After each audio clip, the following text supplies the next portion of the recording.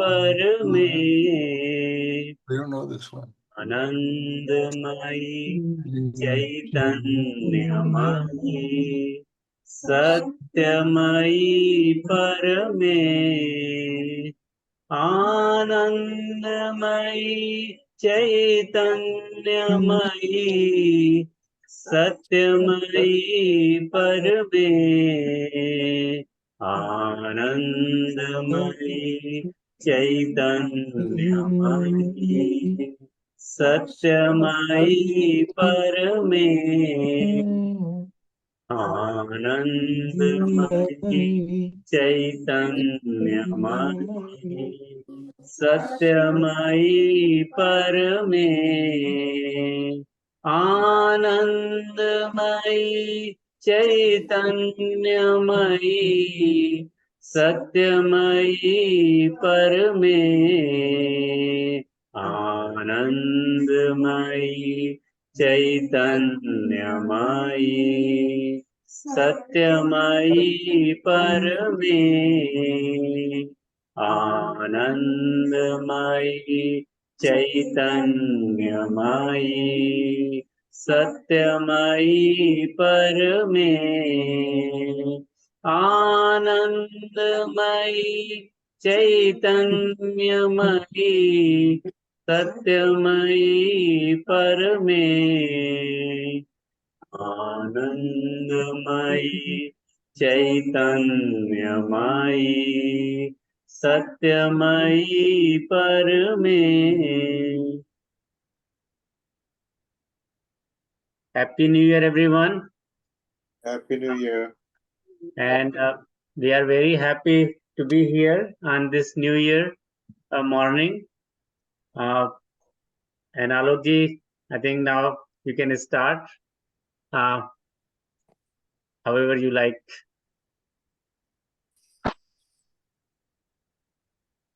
Jai Maa. First of all, we have just had a small of what fate is and what free will is. So we had thought about starting this with some kind of music, but we can say it was fated. The music won't play. So after trying a few things, Freewill took a decision based on a beautiful attitude that let's all sing together the mantra.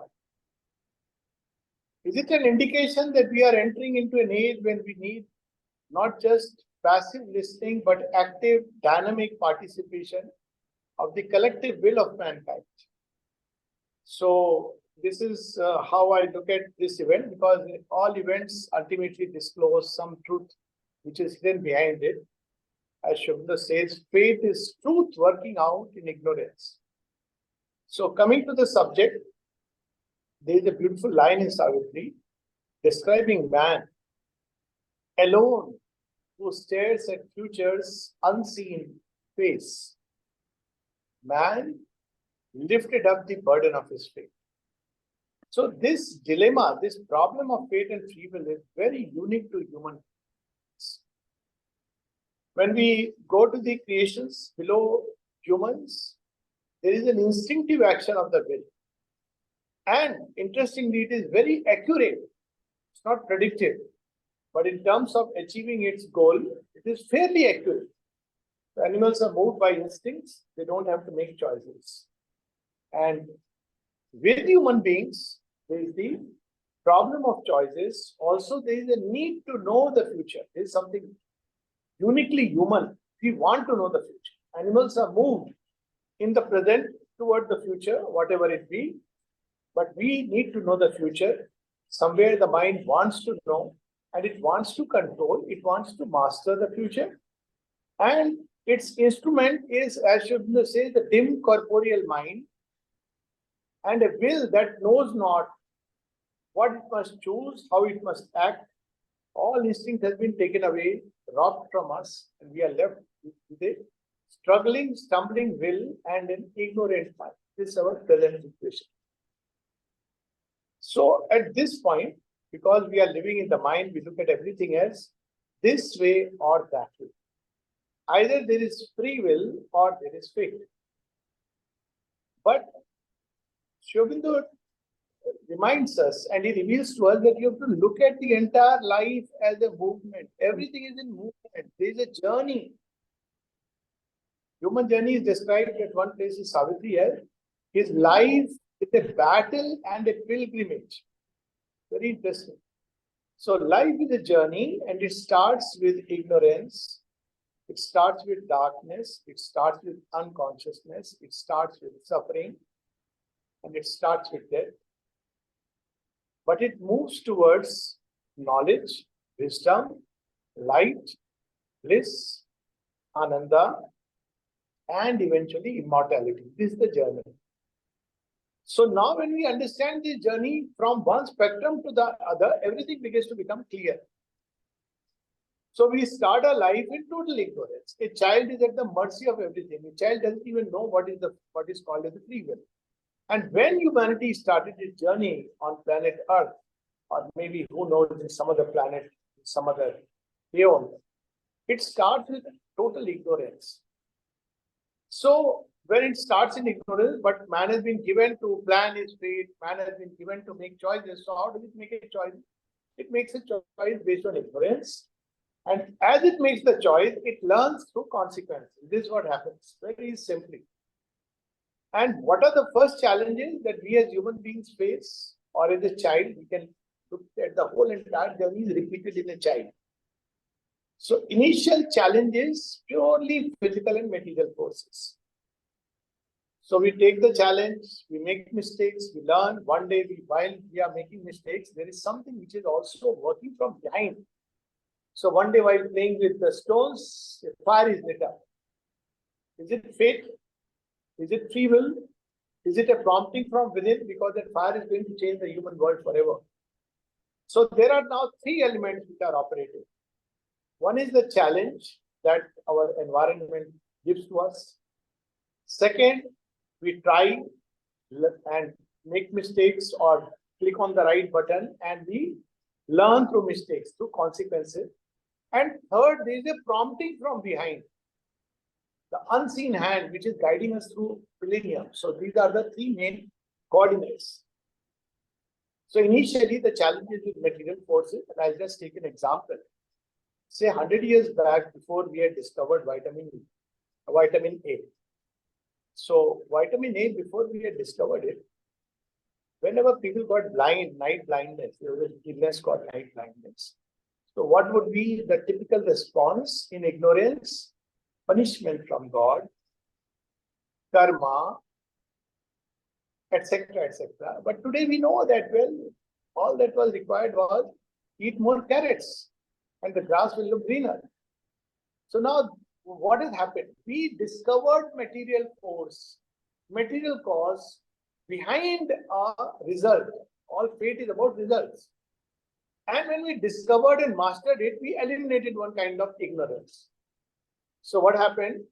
As we begin to grow into knowledge, we begin to master fate. This is the fundamental thing. At material level, as we master more and more forces that weave our material life, we can master fate. See, trains, suddenly trains got derailed, or things happen when you're driving a car, then slowly we discover safety devices, we have the airbags, and therefore we can, to that extent, master fate. This is the first step. Then what happens? We enter into another world, the vital world, where again we meet set of forces, vital forces. So what are these vital forces? Forces of desire. Again, we want things. We want to have them desperately. That's how the force of desire moves us. We think it is my will and my choice, but we are moved by desires toward things which we believe will give us happiness. We are attracted by appearances. And we make a choice, then we learn. What do we learn? Through the law of desire, we learn that appearances are deceptive. We learn that we cannot get abiding happiness from anything that is temporary. Some are poor learners, some are quick learners. That's a different story altogether. Maybe some are in class 2 of desire and schooling in desire. Some are in class 10. But as we go through life, we learn that desire deceives us. It attracts and then deceives us, leaves us with pain and suffering. So what happens now? As we begin to master desire, we begin to also master adverse fate. What we call as adverse fate. If we don't master desire, we act according to desire, we have the consequences. This is called the law, inbuilt within creation. Just like if we touch fire, it will burn. So also there are laws which are ingrained in creation. If we chase desire, suffering will chase us. There is a very interesting line in one of Shabda's poem, Kama. He says, what is the rule of the game? So the rule of the game is, if you chase, it will go farther. And when you leave the chase, it will chase you. It's very interesting. One of the Chamalaji was once sharing his experience. He said, I was discussing something that, so difficult, especially when success comes. He says, yes, success is the biggest, worst test, mother has said.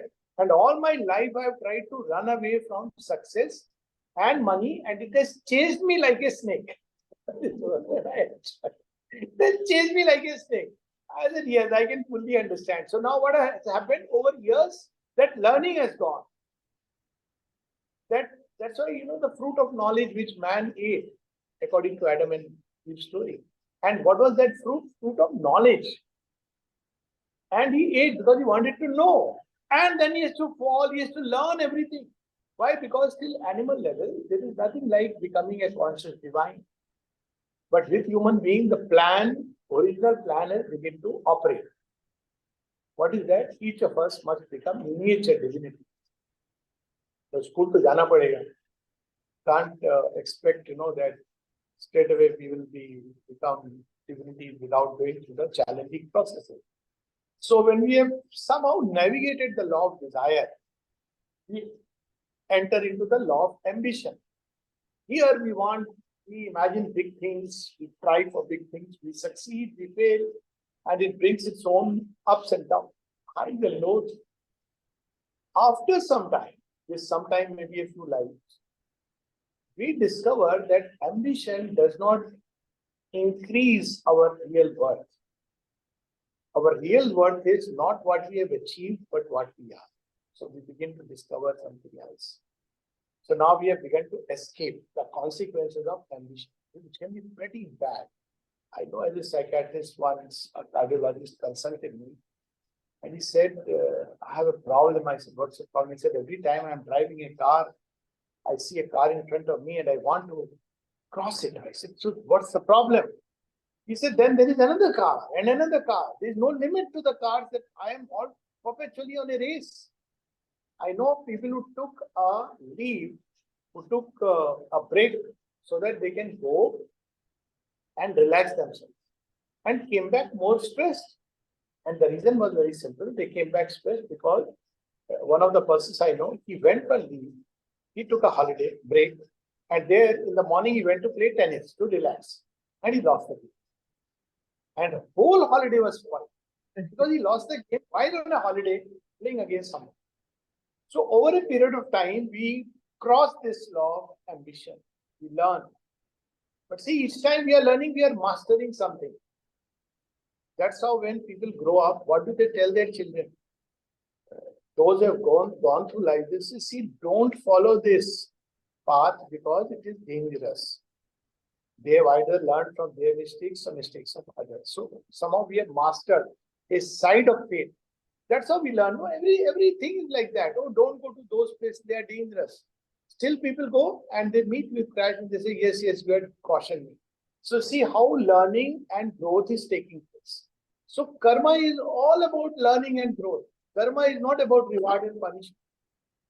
Karma is about learning, action or choices and consequences and learning. And through this process we grow. So what's happening? Fate is basically a set of things, unpredictable element in our life. And human beings have this incessant urge to master it. That's the beautiful side. Humanity is marked by this urge to conquer fate. In fact, those who say that no, you have to just accept. And they quote Indian scripture. Indian scripture is all about mastering faith. That's why when we say karma and karma phal, we have this concept of purushartha. So through purushartha, you can change a fixed destiny. There are so many instances. So then from the vital we enter into emotional world. There again we have emotional challenges, etc., etc. And the consequences, learning. Then slowly we learn the true value of things after going through a lot of suffering. So what is suffering? Suffering is a process of learning. Suffering is not a punishment. In fact, it would be punishment if you were never taught the consequences and we believe that this private hell is, we believe it is heaven. There are some places in the world where people believe that they're living in heaven. They don't know what they're missing. I often tell some of my friends, Cyprus, they go to, they're all nice, so let me not take name. Okay, Hawaii Island, there, Hawaii. So I often say, you don't know the joy of surrender and devotion that we learn from the mother's milk in India. It's something of infinite value, which we learn later on. I feel so grateful to my father that he taught us bhakti and surrender and faith. I really feel that this is the greatest gift he gave me, much more than if he would have bought me a Rolls Royce or something like that. So how this learning has come over a period of time. Maybe previous lives behind, that one is ready for the ultimate gifts. So this is how we learn and we grow. Then comes the next step. So then we enter into that. We go into the realms of pure knowledge. Now we want to know the ultimate things. We have crossed the vital world, still things will happen. But now the mind, we discover that who was the knower of the field as of now. And now we want to control all the conditions through which we can make the unpredictable predictable. So one tries all kinds of efforts and ultimately there are some, in that process, there will be some midway stations like religion, philosophy, which give us comfort. What is the comfort? You can't control everything, your actions, your consequences, you do this and somewhere you will suffer. But this is a halfway home. Man cannot be satisfied with that. We are not born for halfway homes. These are belief systems that make us feel that, well, we can't help it. There are things you have to just accept. That's how earthly life is. It is Maya, it is Moha, it is illusion, it's this and that. And some believe it's a temporary resting point. Why? Because it takes away the effort.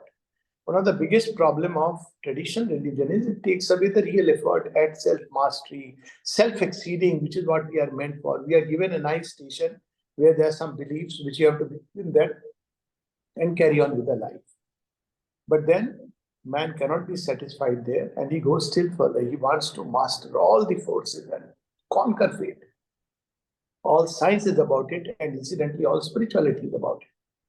Now we see that there are two lines along which human beings advance.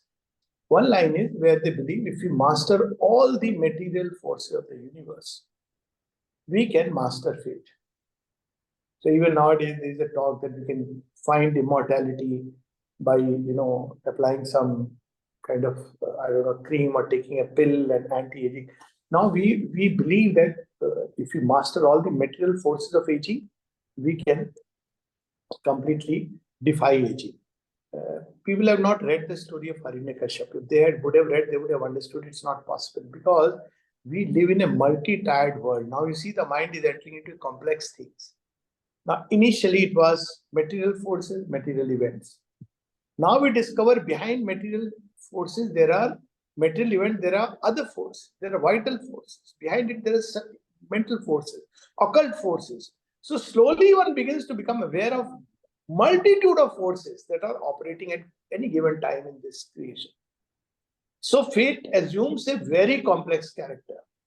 So there is this person called Ravana who tries to master even those. He captured the Graha Nakshatras and he makes them captive. What does it mean? It means now these subtle forces which operate and weave our fate, they will listen to me, they will act according to my will. He tries that. And yet fate chases him because there is that unseen element of fate that nobody has seen. There is this Greek story where we see in Greek stories we have that Zeus is the one who decides. And Ananke, the goddess of fate, she wears a mask.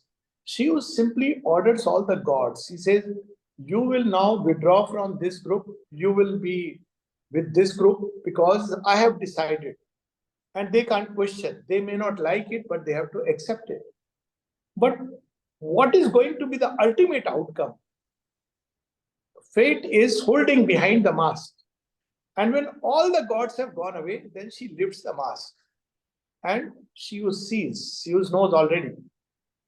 So then we discover that there is still an aspect of fate, which any amount of mastery of all these forces, there will be an unpredictable element X waiting for us. So was all this learning in vain? No, it was very much necessary. But we have to reach that point where we are now ready to discover that unpredictable element called factor X. So what is this factor X? It was always with us all the time. As I said, man accidentally seemed to rub these stones and fire came out. So if we look at our life, we will see always with the unpredictable, always with uncertainty, there has intervened in everybody's life something which gives it a strange sudden turn, for good or for worse. It was not that he did something and learned something and threw the consequence into it. Something which operates from behind and gives direction. And it is this factor that now man turns to discover. What is it that is prompting me? What is it that is giving me a very gentle nudge, a subtle guidance in all our lives? I know people, so many stories, and I'm sure everyone has their own story and should have their own story, how the incalculable intervened in our life. And to this incalculable factor, we use two names, or there are two aspects of this incalculable factor. One is individual, and the other is cosmic or beyond the cosmic. The individual incalculable factor, which can change the entire journey. And why this is important? It's like the trump card. So in card game, you have everything you can calculate. Trump card, where you will use the trump card. So we carry a trump card within. Otherwise, if we just take that learning consequence, it will be a very long, endless chain. Who knows when we will learn? Some of us will never learn because we are students who are enjoying in class 3. We don't want to go further. This incalculable factor in the individual is called as the human soul. And the second incalculable factor is grace. And that's why Nirodha, now we come to the Gospel of Hiranyakashipu and the Gospel of Prahlad. Nirodha once asked Sri Aurobindo, what are the things that we need to know about yoga, or in fact about anything in life? He says, all that you need to know is that there is a soul within and grace above. He said, really? You mean I don't need to know anything? He says, no, if you know these two, you don't need to know anything. And he says, aren't you oversimplifying? He says, well, all who have arrived, they have said this in the end. There is soul within and grace above. Because we discovered that doesn't fit into any format. You may master all the forces, and yet there is the incalculable element. If that is with you, none of the calculations apply. And let's take an example of these two ways of looking at life. So one example is, see, it's about choices. So before the Kurukshetra war begins, so Krishna calls Arjun, and he is a very fair god. We know that. So he calls Duryodhana also. Both of them have reached, and they have to make their choices. So as things happen, Duryodhana has to make the first choice. There's a little background of the story, but that's not relevant. And Krishna gives this choice. See, you can choose me, but basically I won't fight the war. I will be as a non-playing actor, non-playing player in the game. Maybe I can drive somebody's chariot, give a little bit of counsel, but I'm not going to fight. No, I'm not going to raise a weapon. On the other side, there will be my 11 Akshoyini Narayani Sena, my entire army. Now you see, this is what makes the difference. Duryodhan makes a choice of the army, thinking, thank God, today I'm going to put all the Belpatra on Shiva's, because he gave such a obvious choice and I am the first one. It is really grace, if he could use that word, that I have been given the first choice and the cards are so obvious, simple, plain.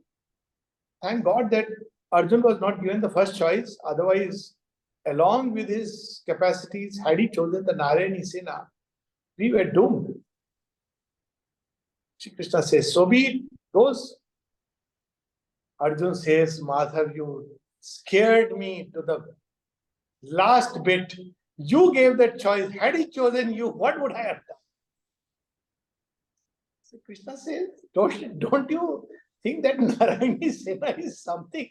He says, that I can handle. But I cannot handle if you are that side. I can handle the Narayani Sena. Now you see, here we see the grand reconciliation. Arjuna has reached a point where he has mastered many of the forces. Not everybody is an Arjuna who get this choice. He has mastered to that extent that he says, let 11 Akshoni Sena be on that side. That I can handle. See? He says, but Madhav, I can't handle you. I want you to handle me. See what he has done. Both things are required. One is Purusharth. Shri Krishna doesn't tell Arjuna, don't worry, I am with you guys. Done. He tells Arjuna, go and seek weapons, celestial weapons from the gods. And Arjuna does the pasya. He seeks celestial weapons. He prays to have Shakti before the war begins. And then, in spite of all that, Arjuna has mastered all this. Now comes that incalculable factor. What is that incalculable factor? In yoga, it is called as the divine will. We can use the word grace, we can use the word divine will, we can use the word love. There are different ways of looking at the same thing. Because grace is not just that which saves me when everybody drowns in a boat capsize. Grace is also that snatches away the last straw from my hand while all the rest are saved. You see, you can call it grace if you have that kind of faith, or you can call it divine will. Honi, ho hi hai so hi jo Ram rachi rakha, ko kari tarka badhave saka. So, Indian thought always knew that there is this element. And how does this element operate? It looks like it is operating arbitrarily, because it doesn't come within the framework of mind. But here comes this aspect of our human journey, that this human journey is not just about my learning and growing meaninglessly and aimlessly. I become a better human being, more powerful human being. I can avoid all the suffering in my life. It's not about that. Very beautifully in the Life Divine, Shobindra says, the ascent to the towards God is the human journey, the work of works, the acceptable sacrifice. So this journey is leading us towards a grand, not just pilgrimage, but a fusion with the divine and becoming divine. So mind does not have this format within itself, because it is facing challenges, it's growing. It may believe that, oh, some cruel God has planned all this, some monster. Or it may believe that it's my karma. Or it may believe this or that. It may believe it's chance, random, doesn't matter. But through all this, a mysterious march is going on, taking us towards a grand event, and that's what is the divine will, which is operating in creation. And ultimately, how much ever strong we may be, how much ever powerful, even if we have mastered all the forces in all the worlds, still that incalculable element will upset, because it's coming from the future. Fate is about mastering the forces of present and the past. But the future's unseen phase is always in the hands of the mind. He lets the ball move according to our actions and consequences, so far as we have to just grow through the ego. That's how Sri Aurobindo starts as on the Gita.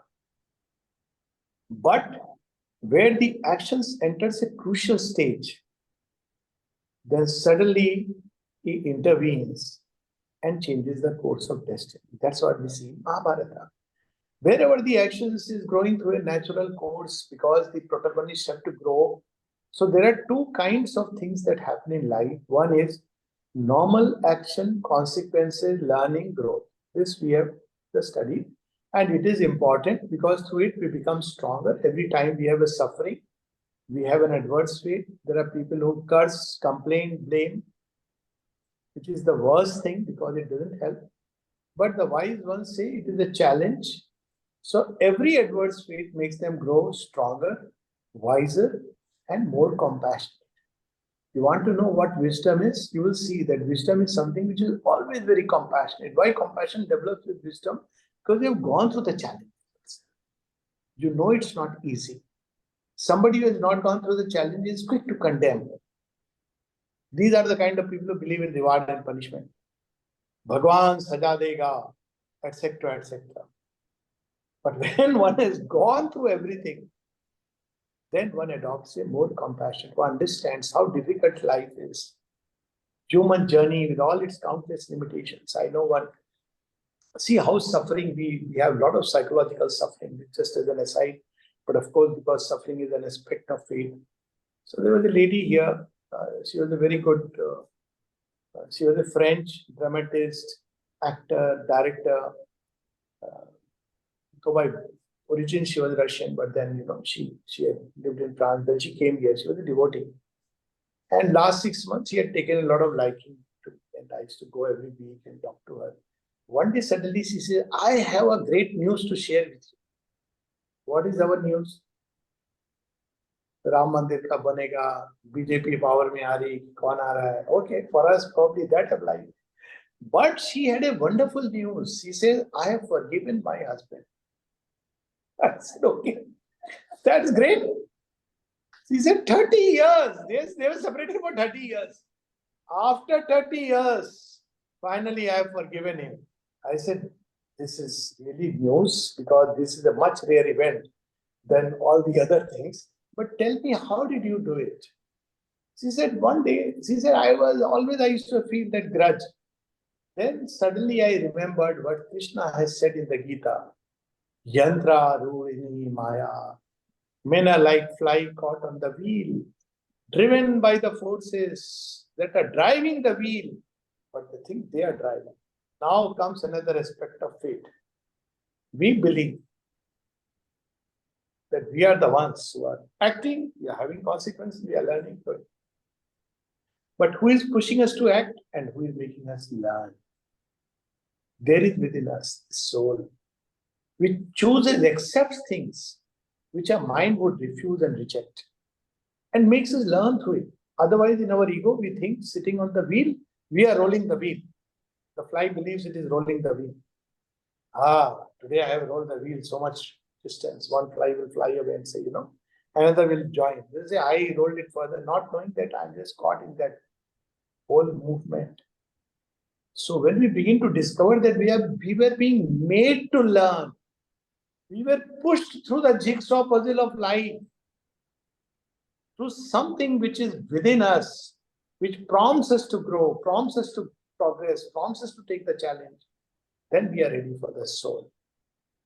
We are ready for the grace when we understand with utter humility that however much we may master, conquer everything, there is something which we don't know. This humility opens the doors to grace. And when we understand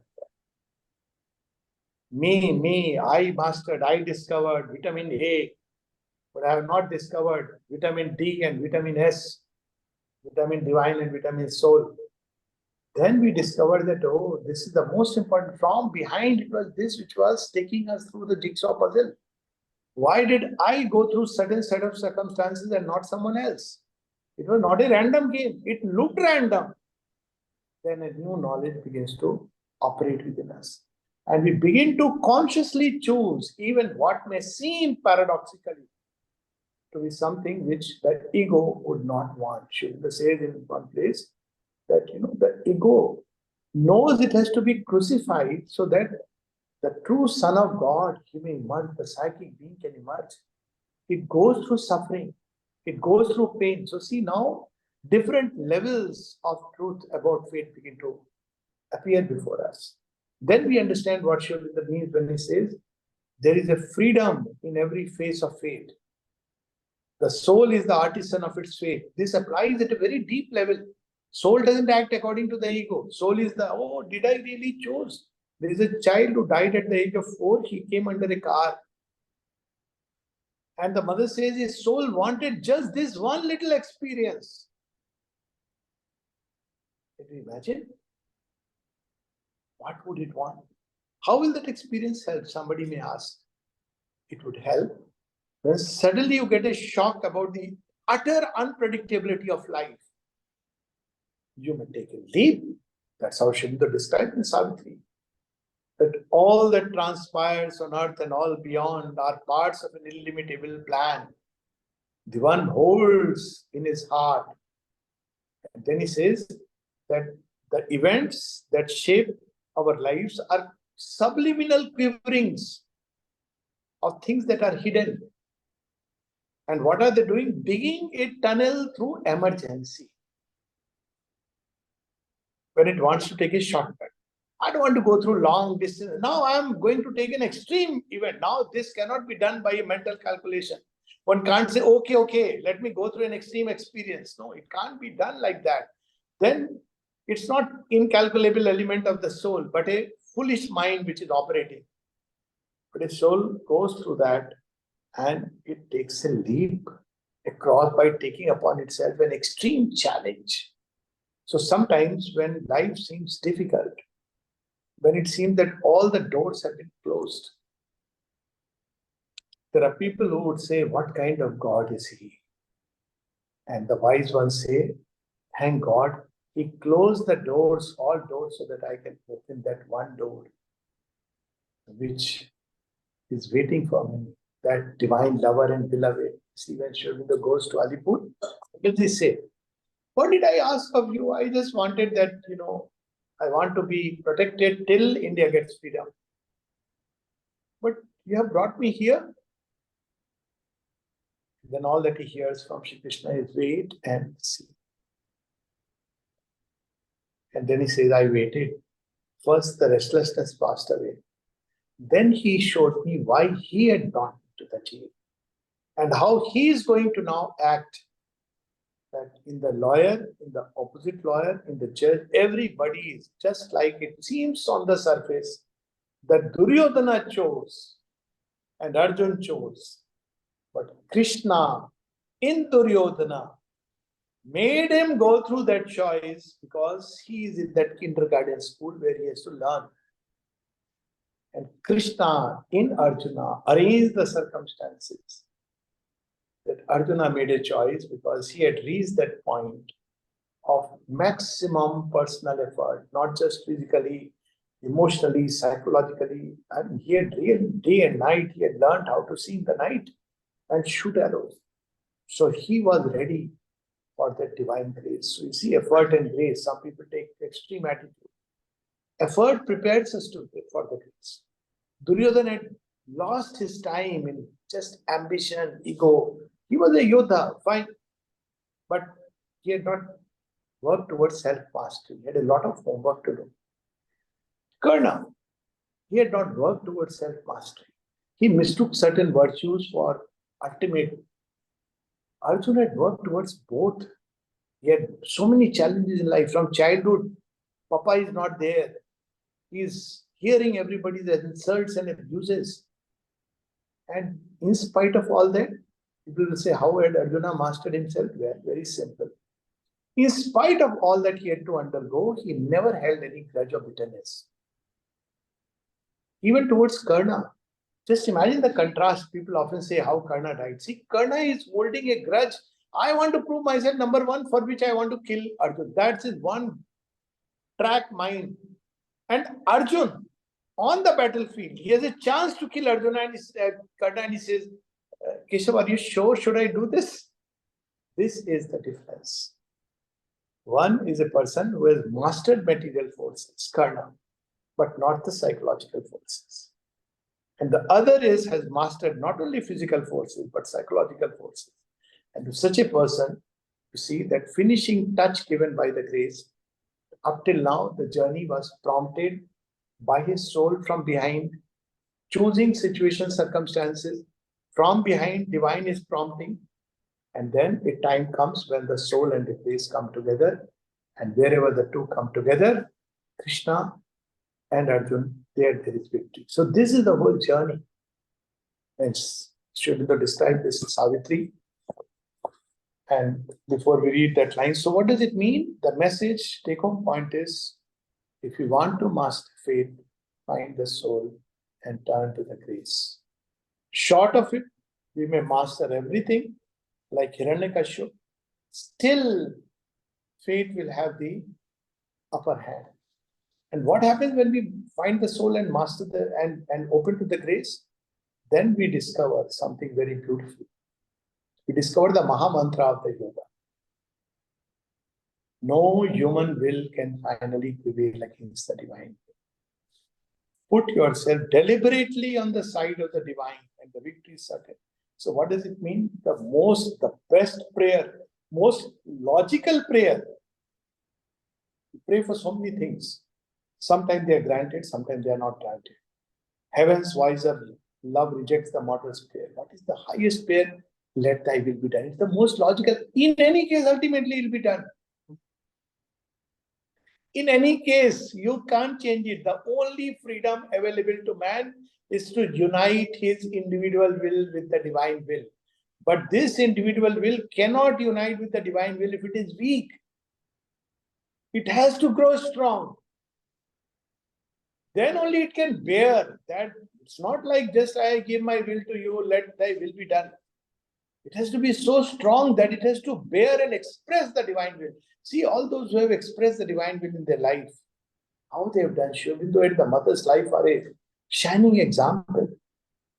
How, what all they had to go through, why they went through, because their will had surrendered to the divine will.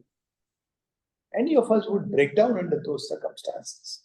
So all the journey was to make our will stronger and wiser, till finally we make the supreme act of wisdom. I surrender and let thy will be done. It doesn't mean I will not act, but now my strong will is at the feet divine. And then feet is always kalyanakrat. Everything grows beautiful by that marvelous touch. And we go safely through life, victoriously, not with our head bowed down, because on our chariot was the one who is the master of fate and destiny. So these are the lines, page 456, the way of fate and the problem of pain. Then Ashwapati answered to the seer, is then the spirit ruled by an outward world? O seer, is there no remedy within? But what is fate if not the spirit's will? After long time fulfilled by cosmic force. So he is perplexed. Savitri has made a choice which is outwardly dangerous. She knows that her husband is going to die. Why is she making that choice? Why is she choosing something which a sensible person should not do? So Narad's answer. But Narad answered, covering truth with truth. O Ashwapati, random seem the ways, along whose banks your footsteps stray or run, in casual hours or moment of the gods. So fate is not about guilt and complaining. These things have no place in yoga. You did something, you grow, you learn, that is the minimum. And maximum is you take it as a turning point of your life to discover your soul and open to the place. Yet your least stumblings are foreseen above. It may look like a stumble. You see how Arjuna's marriage with Subhadra, Sri Krishna's wife, sister, changed in many ways the political equations of that time.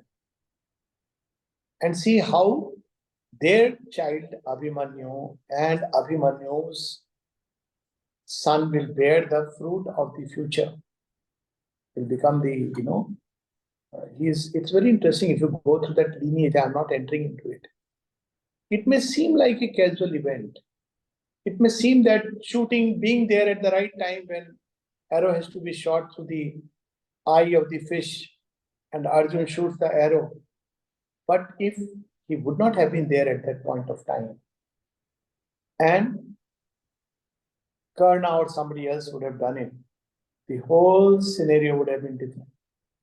Again, it may seem adverse fate that Kunti, first of all, that's not the exact story, but even if you take it, that all the 5 brothers married one lady, it may seem, oh, what a fate. But for that fate, they all remained united.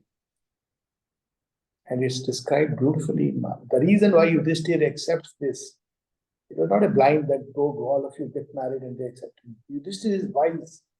He says, I understand this is going to keep us together. And then, finally, when she is being disrobed, that tilted the balance so completely against the Kauravas. Wherever a woman is disrespected, there Shri goes away. Victory goes away. So this was the great message. And it may look like a random series of events, but there was behind it a play of wisdom which was operating. So he says, yet your least stumblings are foreseen above. Infallibly the curves of life are drawn, following the stream of time through the unknown. They are led by a clue the calm immortals keep. So the clue is kept by the gods who are weaving the thread. It seems our actions, and they pick up, and through that action they weave one little strand, then another action. But who is pushing us to act? Forces of ignorance. Who is behind the force of ignorance? So it's a whole net which has been designed to make us grow.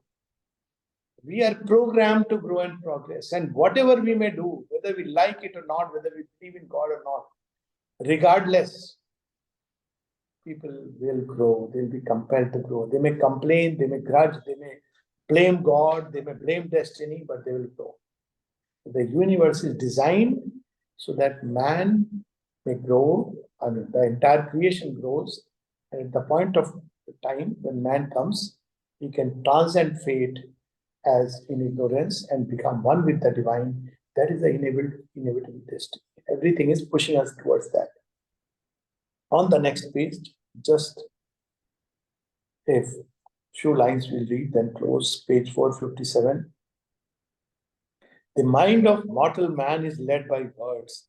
His sight retires behind the walls of thought and looks out only through half-open doors.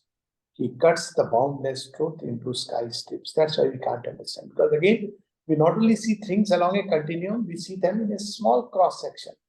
You did this, and therefore you got this result.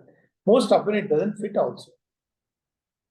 But life is running, this stream of life is running through lives behind, their life behind. That's why Arjun probably asked Sri Krishna. He doesn't ask, but there is implied. He says, who are you? Implied within it is also, who am I? You are giving this jnana to me, why? And then he says, you and me have fought the battle of the ages, Arjun. You have forgotten, but I remember. You see, it's not that suddenly one Arjun is created and given this race. So there is a stream. We cut it into steps. And every step he takes for all the heavens, he stares at infinite possibility and gives to the plastic vast the name of chance. That's what we are discussing. Chance, I don't know why it happened. When you master it, it's no more chance. You've changed it. You've discovered the law of working. And therefore, you change life. Last mastery is self-mastery. Master the outer world, then the inner worlds, and finally self-mastery. Planning a sequence, he sees the long results of an all-wise force, planning a sequence of steps in endless time, but in its links imagines a senseless chain. Now, the greater truth is, all this has been planned out. The child has gone through school, cursed the mama, cursed the teachers, did all kinds of things, or bought a chocolate because he did well. At the end, what does he discover? Oh, my parents had planned it all for me. They put me in this kind of a schooling process because they wanted one day that I grow up, become strong and wise. But when we are going through, we don't see that whole sequence. But in its links imagines a senseless chain or the dead hand of cold necessity. He answers not to the mystic mother's heart, misses the ardent heavings of her breast, and feels cold, rigid limbs of lifeless law. The will of the timeless working out in time, in the free absolute steps of cosmic truth, he thinks a dead machine or unconscious fate. It is the will of the divine working through time, taking our will, taking our mind as it today stands in ignorance, using it, this ignorance, to ultimately lead us towards knowledge. So this divine will is operating, takes us just as we are. If we are hard material, it puts, the hammer is also hammer of titanic toil. If we are soft material, he makes it a little harder. If you have the right consistency, then he makes very quickly a Devamurti out of it. So as is the material offered, so is the method. When we are very hard inside, the ways of the divine are also seem hard.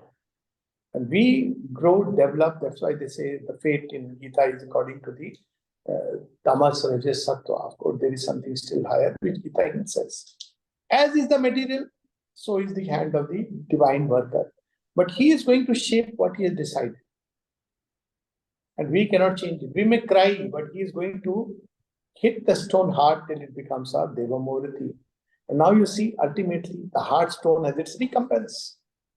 When you make a Devamurti out of hard stone, it endures.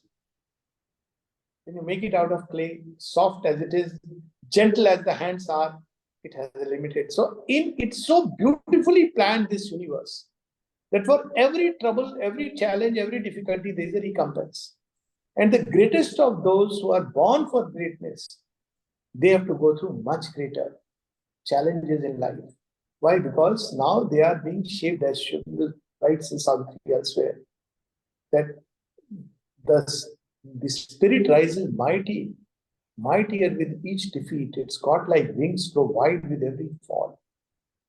So every time we miss something or we fall or we fail, something within us grows stronger and wider, climbs higher. This is how fate operates. It doesn't mean we keep falling. It means if we keep falling, I remember one incident in dining room.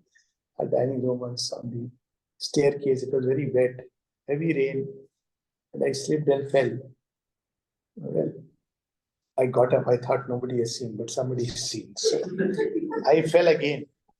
This lady who was watching over me suddenly comes, "Oh, great man has fallen." I said, greatness is not in not falling. Because everybody falls. I am not unique. But greatness is in ability to get up after falling. And then I said, see, I have got up. Because that's how one learns. That's a process. That's why I said, the more you reach, while wisdom brings compassion, Maheshwari is wise and tranquil and compassionate. And finally, the last punchline. A magician's formulas have made matters laws. They are made in such a way, they seem rigid and they seem to yield. Look at it. It looks, matter is hard law. And yet, if you learn how to handle it, it will yield some secret.